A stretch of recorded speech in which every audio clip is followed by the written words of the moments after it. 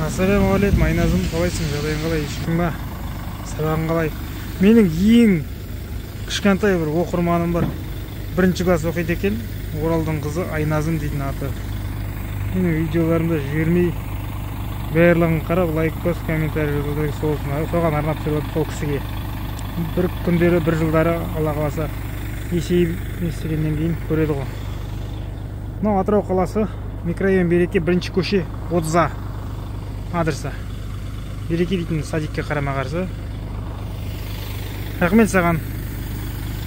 Ата-анаңның сүйікті қызы бол, бақытты балалық шақ болсын. Алға қойған мақсаттарың орындалсын. Досым менің деп комментарий жазып қойды, досым.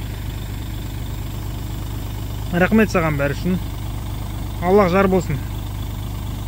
Аман бол, ауырма. Бақытты балалық шақ тілеймін. Сен үшін сүріп жатырмын мынаның бәрін.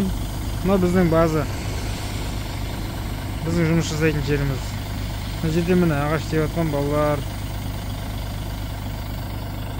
Міне, ана ар жағындағы да біздің база. Мына Атырау қаласына кіргенде контейнер дейтін жерде.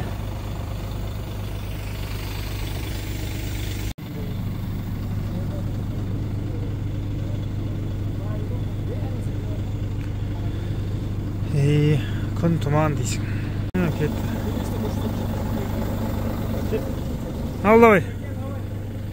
Ан жаққа секіріңдер, ан жақта фура келіп тұрған, екінші фура. Секір. Кетті мені.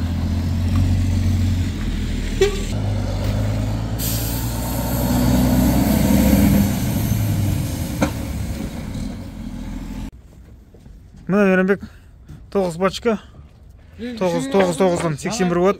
81. Енді қалған міне 3 штук қазір. Дал жүріп болса мен біттім. Ассаламағалейкум, қата менен басталды машинаң. Билежи şimdi, билежи дедің ғой.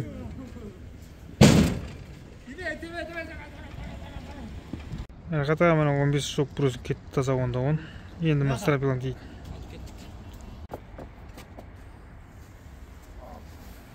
Күн тұман дейсің. Ha?